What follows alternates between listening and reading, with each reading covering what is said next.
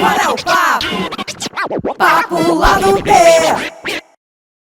Estrela Leminski, salve, salve, Estrela! Salve, querido! Tudo certo? Tudo ótimo. Tá curtindo aqui a magistral casa do Rádio Paranaense? Muito astral. Tem iluminação especial e tudo. Tô me sentindo numa baladinha. Ah, nós estamos tirando uma onda por aqui, né? Sabe como é que é? Me diga, Estrela Leminski aqui entre nós, chegando depois de um dia corrido. Hoje teu dia foi demais, né, Estrela? Nossa, não stop. E desde o lançamento do livro, eu imagino que tudo tá sendo meio assim todo dia, né? Meio que toda semana. Esse ano, na verdade, 2024, tá rolando aí uns 4 meses por semana pra mim. Mas eu não reclamo, não. Maravilha, ó, a Estrela é escritora, é cantautora, é compositora. Ela lançou esse ano o seu primeiro livro em prosa, A Inocência Morreu, um livro que percorre a sua genealogia e mistura realidade e saudade. É por aí? Ah, é bem por aí mesmo. Eu fiz uma ficção em homenagem a cada um dos 4 avós que eu não conheci. E essa orfandade de avós e ao mesmo tempo uma família muito simbólica e com referências muito fortes. E me deu vontade de mergulhar neles, porque de alguma forma também eu tô mergulhando aí nas bases de todos os curitibanos, nas bases dos brasileiros, nas bases familiares, tudo aquilo que a gente leva pro divã.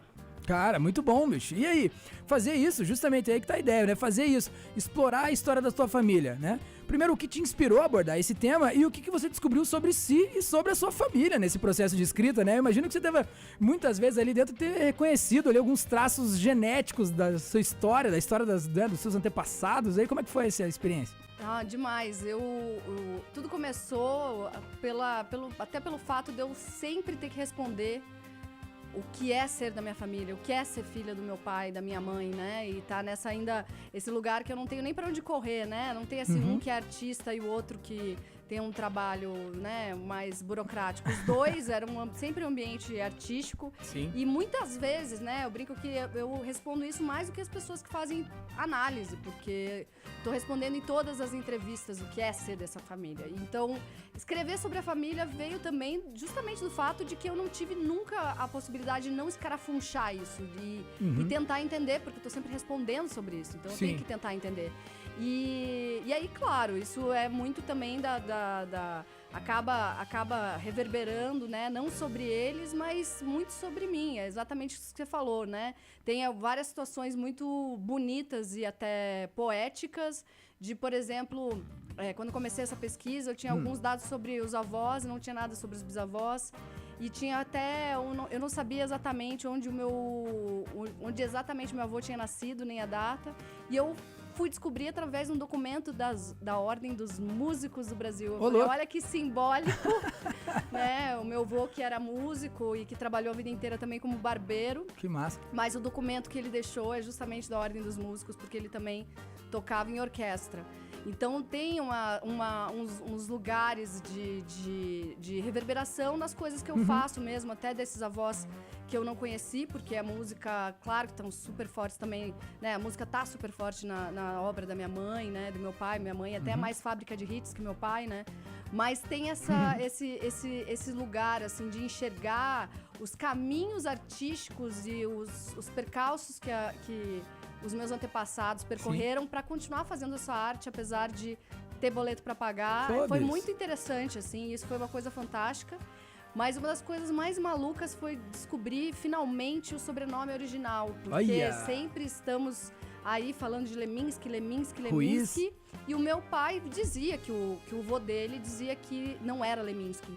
Que era algo como Mishka, Wemishka, alguma coisa assim. E eu descobri a grafia correta. Alô. E efetivamente se escreve Lemiska, mas em polonês se pronuncia Wemishka. Eu descobri esse documento.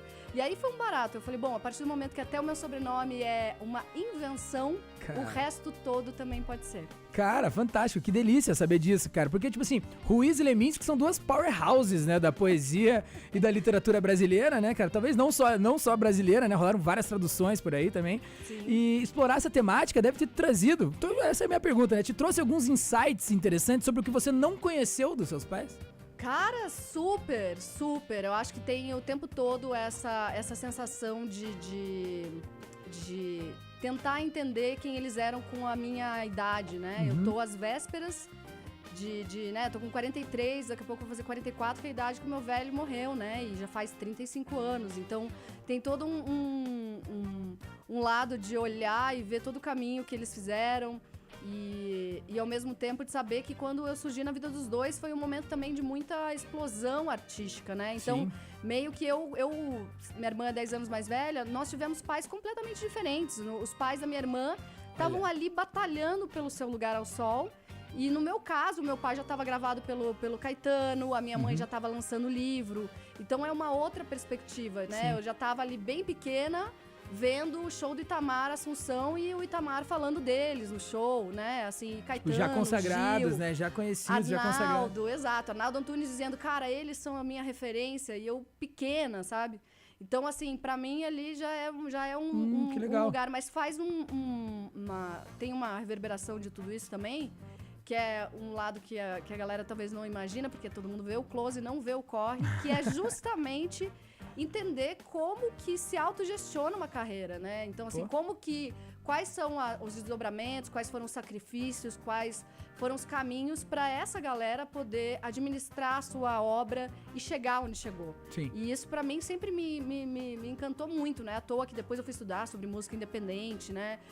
E o processo da vanguarda paulista, e hoje tô lá na Fins, justamente porque eu quero entender como é que funciona essa ideia de mainstream, um mercado cultural fantástico que a gente tem no Brasil, que a gente exporta, e como é que é a batalha de guerrilha. De chegar até lá, né? De chegar até lá. Esse midstream, cara, é o que manteve, assim, muitas carreiras aqui, né, em Curitiba e tudo mais, e todos eles, muita gente tem muito a agradecer a Fins, né, a Feira Internacional de Música do Sul, é encabeçada pela Estrela e pelo Theo, né, Theo Ruiz, um salve pro Theo, tamo junto, e é muito importante, assim, a gente entender, assim, que essa gestão de carreiras, ela faz parte da nossa... do cerne fundamental de uma carreira de um artista também, né? Então a gente muitas vezes pensa que não, vou só escrever música aqui mesmo, vou fazer de qualquer jeito, ou sei lá o quê. E aí, na hora de ver, né, a realidade de ter ali boleto, de criar uma família, de, né, ter ali uma áurea ali, né, e ter que fazer as coisas acontecer, a realidade é bem diferente, né? Então a Fins ajuda muitos dos artistas, quase todos os artistas que eu conheço aqui em Curitiba já passaram pela Fins. Eu já deixo aqui o agradecimento em nome deles todos. Pode crer.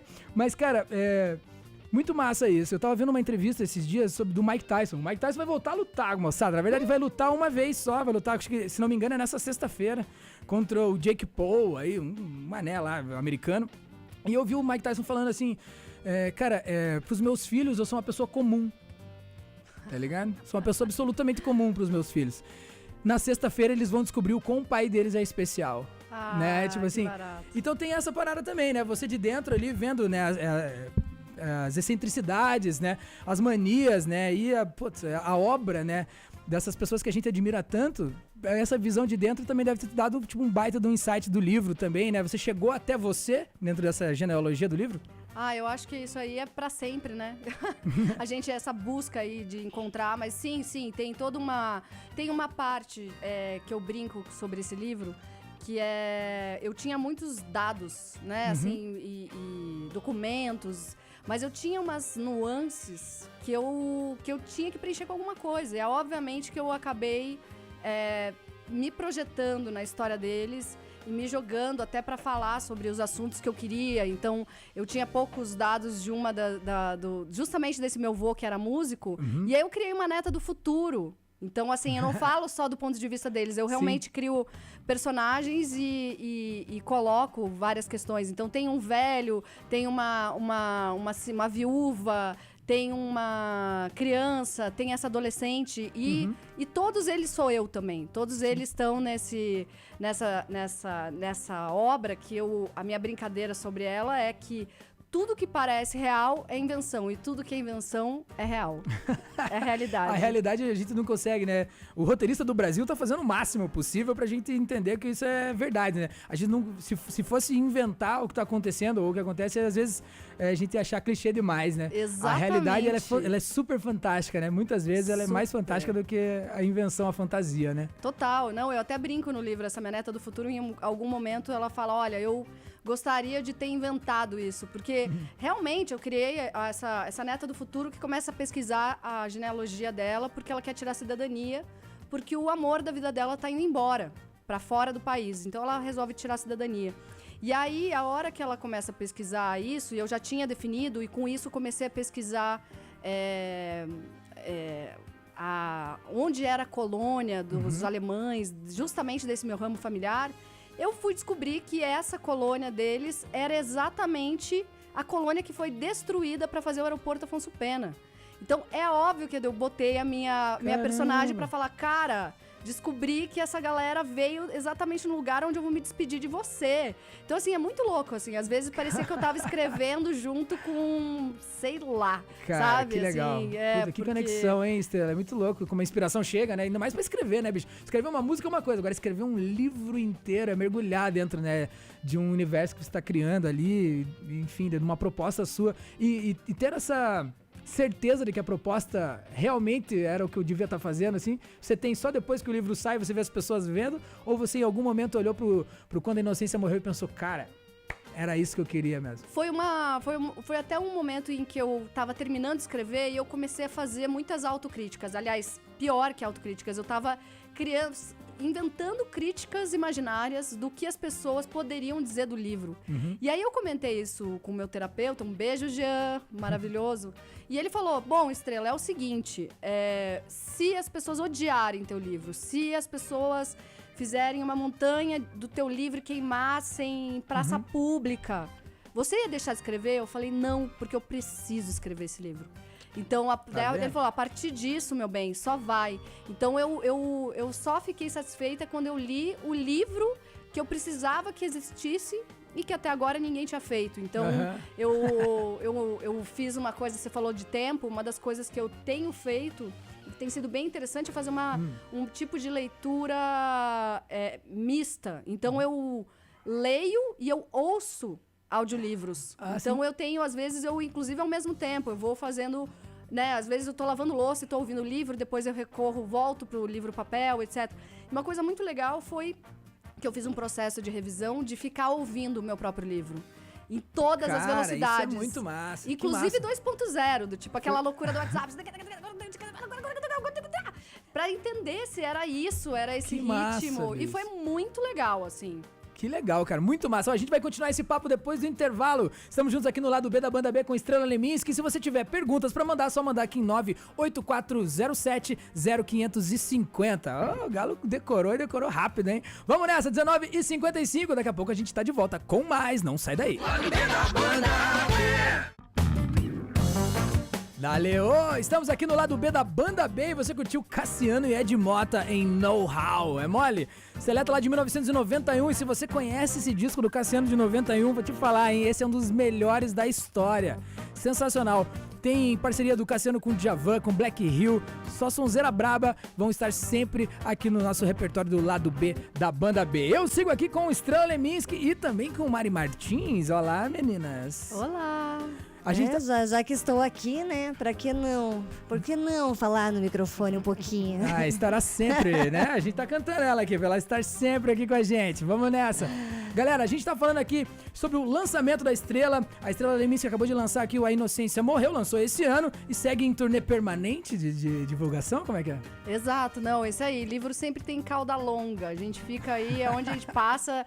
É lançamento, e a ideia do Quando a Inocência Morreu é fazer formatos de lançamento diferentes. Então, só em Curitiba a gente fez 4 lançamentos, um no Onca com o Sarau, fez um bate-papo genealógico na Arte e Letra, fez um lançamento na ESC com uma conversa de escrita criativa, né, com a Julia Funk. E fez um também na Caiçara, com discotecagem, enfim, cada um de um jeito. E a ideia, inclusive, é culminar nesse momento. Eu e a Julia, a gente está dando uma oficina de escrita, de que eu chamo de narrativas ancestrais. Olha. Que é para desenvolver esse método de pesquisa, porque, na verdade, todo escritor é um grande pesquisador. Então, a ideia das narrativas ancestrais é que a pessoa se ferramentalize para usar mesmo essas pessoas reais e transformar em personagem e saber onde pesquisar e trazer outras referências, né? A gente tem grandes clássicos da literatura que não passam de sagas familiares, de 100 anos de solidão, que Aham, tá aí os pra Buendia. não... Com certeza. que não deixa a Os gente Aurelianos. mentir. Cara, e é um autoconhecimento ao mesmo tempo, né? Você pegar e fazer esse mergulho, assim, na história da tua família. Você descobre ali, às vezes, conexões que você tem. Tipo, pô, por que eu sou artista? Não é só por causa do meu pai. Tem lá uma, sei lá, bisavó, né? Alguém lá de longe que também começou, foi meio que precursor da coisa toda, né? Você Então. acaba descobrindo. Você encontrou novas heroínas na sua história? Nossa, não, eu encontrei total. Tem o meu bisavô, o vô do meu pai, era poeta de Academia José de Alencar de Letras, participou de tal? concurso que a jurada era Helena Collodi, né? Então, assim, e na mulherada também tem umas revolucionárias aí, uma mulherada que saiu tomando as rédeas mesmo da família, da história, carregando livro pra cima e pra baixo, umas coisas assim que eu já olho umas referências e eu falo, aquilo lá deu nisso, né? Você pegou só o sobrenome Leminski ou você foi pro Ruiz também? Não, os 4 lados. Os 4 poxa, lados. sensacional. O lado Leminski, o lado Pereira Mendes, o lado Ruiz e o lado Shanrock. Tem um aí, que tal? Minha mãe me salvou, porque é isso, você falou de sobrenome. Sim. Mas meu nome é Estrela, né? Não é um nome que já fica de boa. Eu brinco que eu falo meu nome e já vem uma pergunta, né? No mínimo, se Estrela é nome mesmo. Então, assim, e era pra ser Estrela Shanrock Leminski. Porque minha mãe é bicho. Estrela. Minha mãe é Estrela Ruiz. Minha mãe é Alice Ruiz Schneeronk.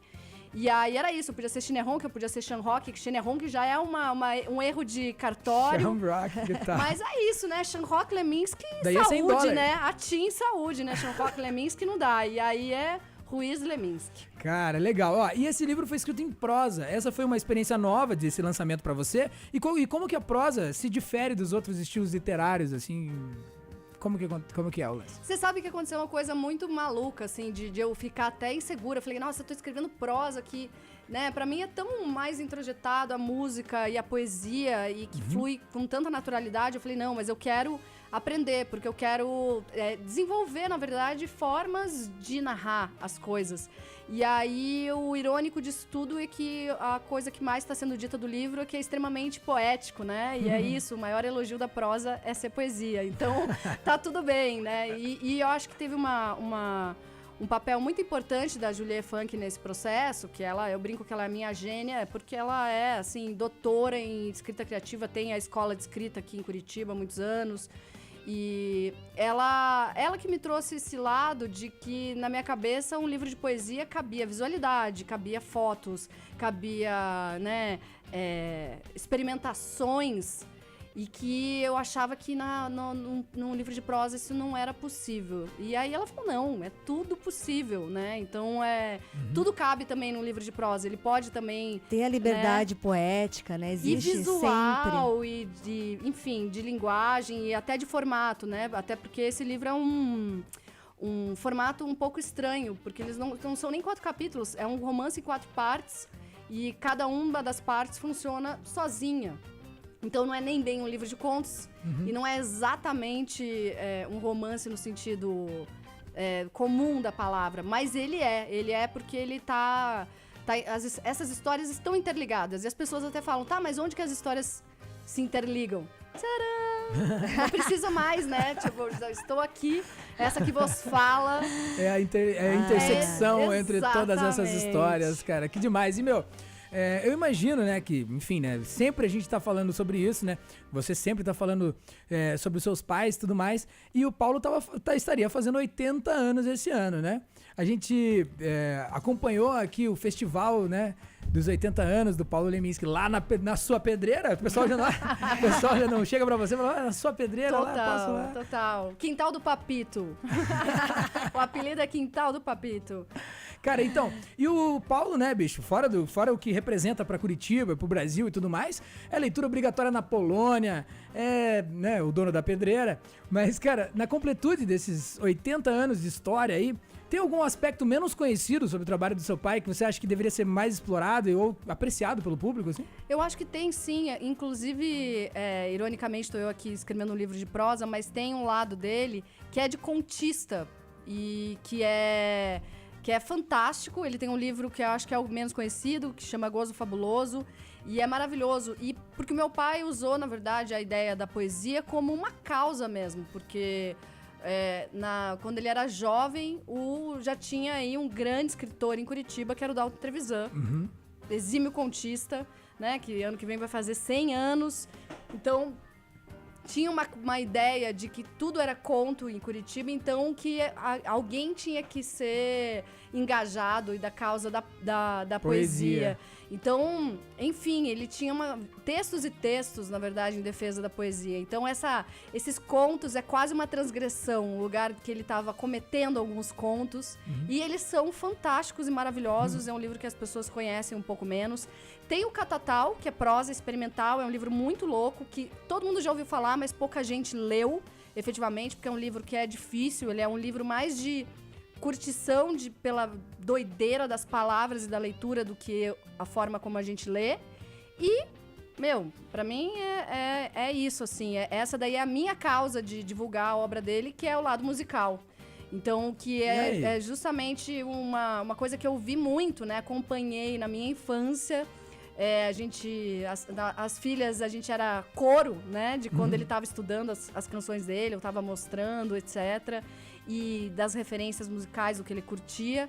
Mas tem justamente, a indústria musical, ela tem outro tempo. Então, quando meu pai morreu, os parceiros dele foram seguindo o barco e gravando as suas coisas. E ele foi ficando esquecido esse lado. E como ele é um ótimo letrista, ele também queria que as pessoas soubessem que as músicas gravadas conhecidas eram dele, algumas coisas ele até publicou como poesia. Então as pessoas foram, aquela coisa do Ctrl-C, Ctrl-V na internet, foi virando, o letrista, e isso foi ficando pra trás. E ele dizia, cara, que ele só tinha se tornado o poeta que ele era porque ele se tornou músico. Então, e é verdade, a poesia dele se transformou radicalmente. Então ele precisou virar um músico autodidata e expressar o lado dele de melodista. Ele era melodista também, isso que eu fiquei super, ele tem surpresa. no Lemins Canções é um disco duplo e um deles é só letra e música dele e o outro é com parcerias. E as parcerias, inclusive, tem uma parceria com o Shakespeare. Então, assim, ele resolveu, ele não brincava em serviço, na hora de musicar outro cara, ele já ia pras cabeças, entendeu? Então, assim, era justamente, vou provar. E ele tem uma briga fantástica e clássica com o Aramis Milarte, porque era uma briga elegante, né? Hoje a gente briga em comentário na internet, né, no Instagram. Eles brigavam por artigo de jornal. E aí o Aramis Milarte falou, grande crítico, né? Jornalista, pesquisador, fez uma matéria dizendo da nova música brasileira vinda de Curitiba. E citou vários nomes. Citou Marinho Galera, Paulo Vítola e as bandas de rock. Não citou o nome dele. E ele ficou fulo da vida e falou, vou falar aqui. Tem que avisar esse pessoal Começou a falar. Ele intima o Aramis nível... eu fiz tal coisa, eu fui gravado pelo Caetano, fui gravado pela Cor do Som, pelo Paulinho Boca de Cantor, tenho parceria com o Moraes Moreira. E aí, Aramis, isso aí é desconhecimento, esquecimento ou será alguma outra coisa? Intimada.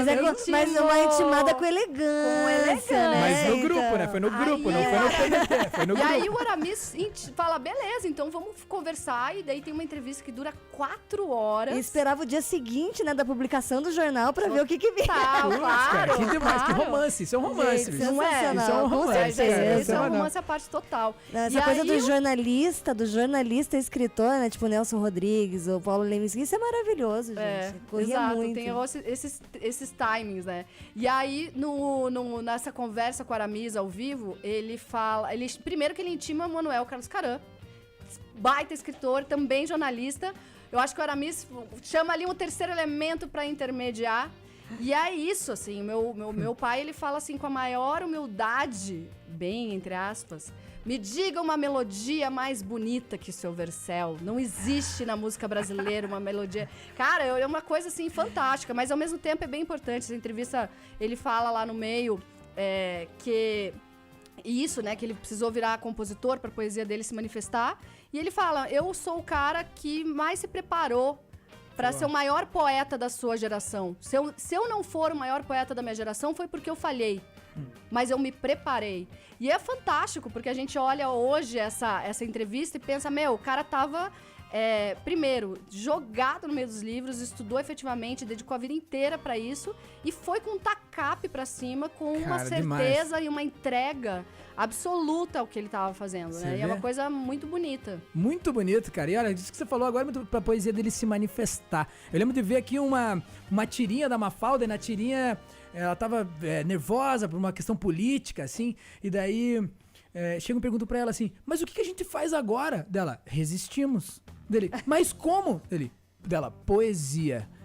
Eles detestam poesia. Eles detestam Tá poesia. ligado? Exatamente. Então, manifeste-se em poesia aqui no Lado B da Banda B. Daqui a pouco a gente volta com mais. Estou com Estrela Leminski. Rapidinho a gente tá de volta. Tem música, tem informação, mais histórias do nosso Paulo. Tamo junto. Esse é o Lado B da Banda B. O Lado B da Banda B.